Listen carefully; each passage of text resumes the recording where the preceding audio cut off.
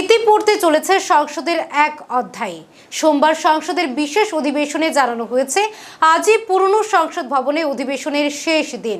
আগামীকাল অর্থাৎ মঙ্গলবার থেকে নতুন সংসদ ভবনে বসবে অধিবেশন। সোমবার থেকে শুরু হয় সংসদের বিশেষ অধিবেশন। এদিন এই অধিবেশন চলাকালীন জানানো হয়েছে আজই পুরনো সংসদ ভবনে অধিবেশনের শেষ দিন। আগামীকাল অর্থাৎ মঙ্গলবার থেকে নতুন সংসদ ভবনে বসবে অধিবেশন। এদিনের অধিবেশনের শুরুতে লোকসভায় পুরনো সংসদ ভবনে ইতিহাস নিয়ে আলোচনা করা হয়। এদিন প্রধানমন্ত্রী নরেন্দ্র মোদী, প্রথম প্রধানমন্ত্রী জওহরলাল নেহেরু থেকে শুরু করে লাল বাহাদুর শাস্ত্রী, পিভি নরসিংহ রাও, অটল বিহারী বাজপেয়ীর নাম স্মরণ করেছেন। প্রধানমন্ত্রী বলেন, এই সংসদ ভবন ইতিহাস তৈরি হতে দেখেছে। দেশ ও গণতন্ত্রের আত্মার বাস এই সংসদে। বি.আর. আম্বেদকরের দৃষ্টিভঙ্গি, চিন্তাধারা দেশকে শিল্পায়নের দিকে এগিয়ে নিয়ে গিয়েছিল বলেও তিনি জানিয়েছেন। সংসদের ইতিহাসে ভালো মন্দ দুই দিকেরই তুলনা টেনে প্রধানমন্ত্রী বলেছেন, এই সংসদ ভবন অনেক ঐতিহাসিক সিদ্ধান্তের স্বাক্ষর রয়েছে। 370 অনুচ্ছেদ প্রত্যাহার, এক র্যাঙ্ক এক পেনশন, জিএসটির মতো একাধিক সিদ্ধান্ত নেওয়া হয়েছিল। আবার এই সংসদ ভবনেই প্রধানমন্ত্রী মনমোহন সিং এর সময়কালে কেস ফর ভোটের মতো দুর্নীতিরও সাক্ষী থেকেছে। এই সংসদ যেমন 4 জন সাংসদের দলকে ক্ষমতায় বসে থাকতে দেখেছে, তেমনি 100 জন সংসদ নিয়েও দলকে বিরোধীদের আসনে বসে থাকতে দেখেছে। প্রধানমন্ত্রী শ্রী মোদী আরও বলেছেন, বাংলাদেশের মুক্তিযুদ্ধের আন্দোলন ও সেই যুদ্ধে সমর্থনের মতো ঐতিহাসিক সিদ্ধান্ত যেমন এই সংসদে নেওয়া হয়েছিল, তেমনি জরুরি অবস্থা চলাকালীন গণতন্ত্রের উপর হামলাও করা হয়েছিল। এই সংসদ ভবনে ভোটদানের বয়স 18 বছর থেকে কমিয়ে আনার সিদ্ধান্ত নেওয়া হয়েছিল।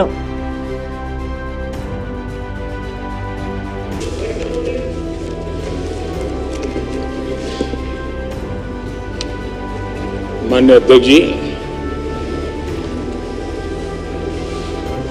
देश की 75 वर्षों की संसदीय यात्रा,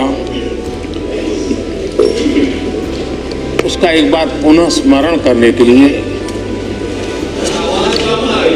और नए सदन में जाने से पहले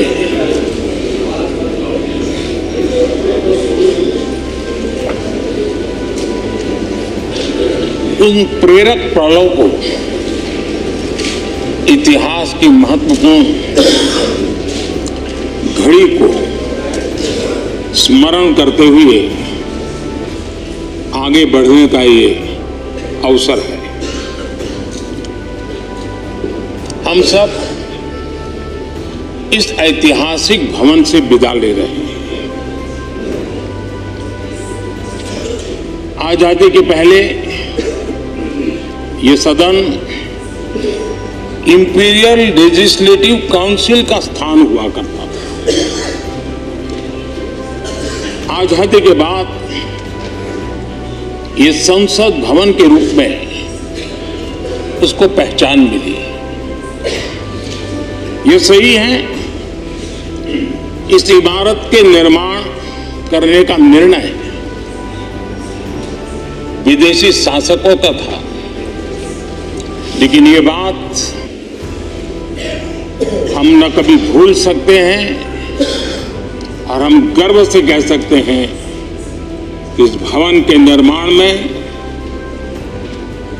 पसीना मेरे देशवासियों का लगा था, परिश्रम मेरे देशवासियों का लगा था और पैसे भी मेरे देश के लोगों के।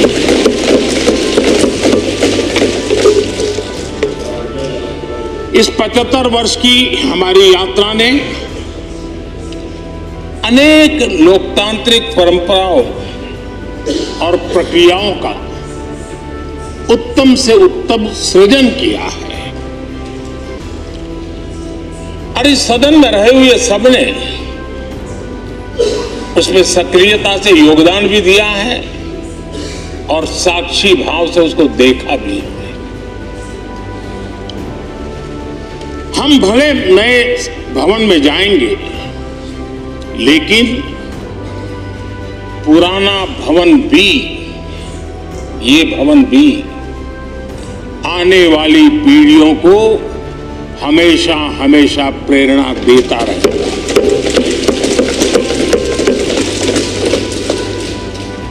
ये भारत के लोकतंत्र की स्वर्णिम यात्रा का एक महत्वपूर्ण अध्याय है,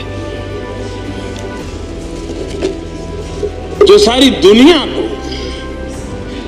भारत की रगों में लोकतंत्र का सामर्थ्य कैसे है, इसका परिचित कराने का काम इस इमारत से होता रहेगा।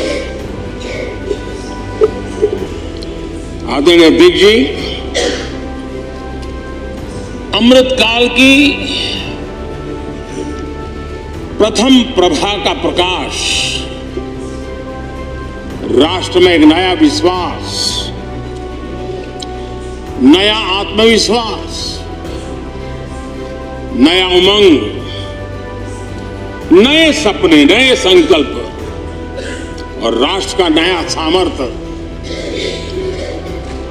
उसे भर रहा है। चारों तरफ आज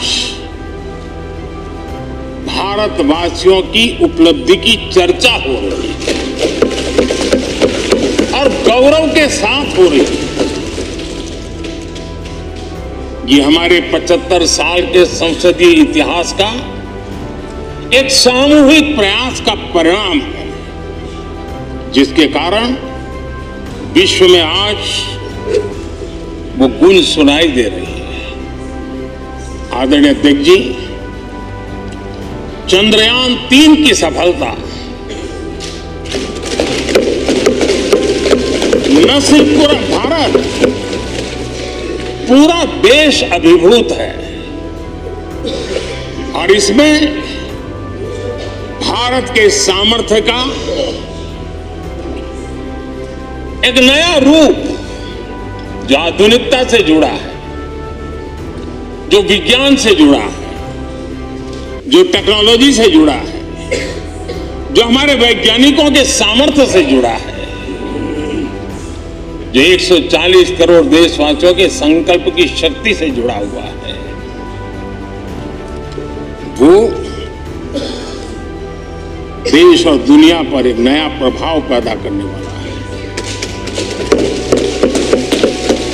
ये सदन और इस सदन के माध्यम से मैं फिर एक बार देश के वैज्ञानिकों और उनके साथियों को कोटि कोटि बधाइयां देता हूं, उनका अभिनंदन करता हूं।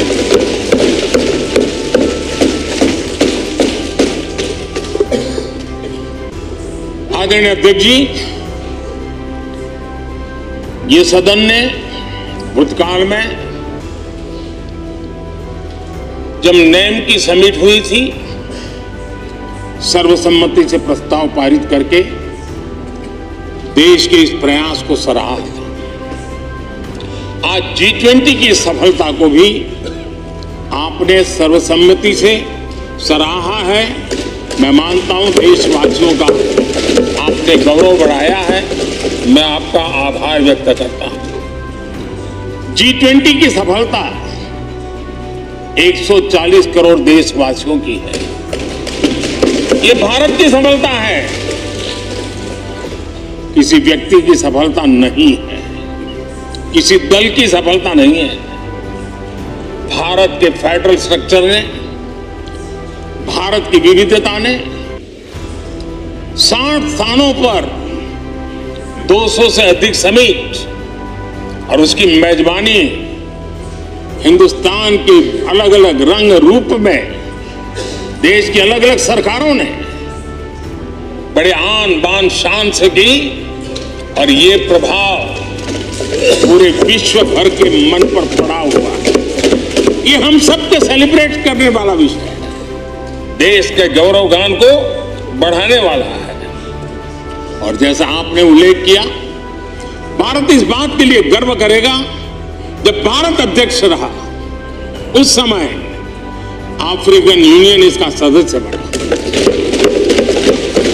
मैं उस इमोशनल पल को भूल नहीं सकता जब अफ्रीकन यूनियन की घोषणा हुई और अफ्रीकन यूनियन के प्रेसिडेंट उन्होंने एक इंटरव्यू में कहा कि मेरे जीवन में ऐसी पल थी शायद मैं बोलते बोलते रो पड़ूंगा। आप कल्पना कर सकते हैं कि कितनी बड़ी अपेक्षा और आशाएं पूरी करने का काम भारत के भाग्य में आया। आदरणीय अध्यक्ष जी,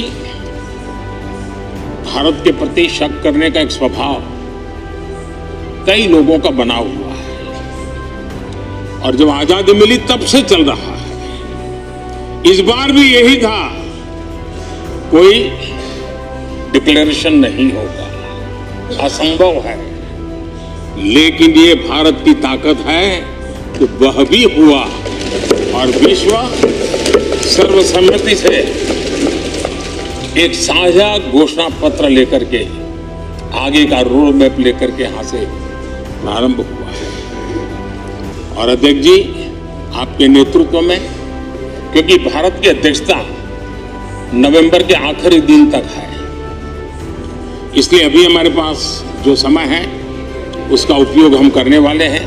और आपकी अध्यक्षता में दुनिया भर के ये जो G20 के सदस्य हैं, P20 पार्लियामेंट के स्पीकर्स की एक समिट जैसे आपने घोषणा की, सरकार का आपके इस प्रयासों को पूरा समर्थन रहेगा, पूरा सहयोग रहेगा। आदरणीय अध्यक्ष जी, हम सबके लिए गर्व की बात है कि आज भारत विश्व मित्र के रूप में अपनी जगह बना पाया है। पूरा विश्व भारत में अपना मित्र खोज रहा है, पूरा विश्व भारत की मित्रता को अनुभव कर रहा है। और उसका मूल कारण है हमारे जो संस्कार है, वेद से विवेकानंद तक जो हमने पाया है। सबका साथ सबका विकास का मंत्र आज विश्व को हमें साथ रहने में जोड़ रहा है। आदरणीय अध्यक्ष जी, ये सदन से विदाई लेना एक बहुत ही भावुक पल है। परिवार भी अगर पुराना घर छोड़कर के नए घर जाता है तो बहुत सारी यादें कुछ पल के लिए उसको झकझोर देती है। और हम जब ये सदन को छोड़ के जा रहे हैं तो हमारा मन मस्तिष्क भी उन भावनाओं से भरा हुआ है, अनेक यादों से भरा हुआ है। खट्टे मीठे अनुभव भी रहे हैं, नोकझोंक भी रही है, कभी संघर्ष का माहौल भी रहा है और कभी इसी सदन में उत्सव और उमंग का माहौल भी रहा है। ये सारी स्मृतियां हमारे साथ हम सबकी साझी स्मृतियां हैं, ये हम सबकी साझी विरासत है और इसलिए इसका गौरव भी हम सबका साझा है।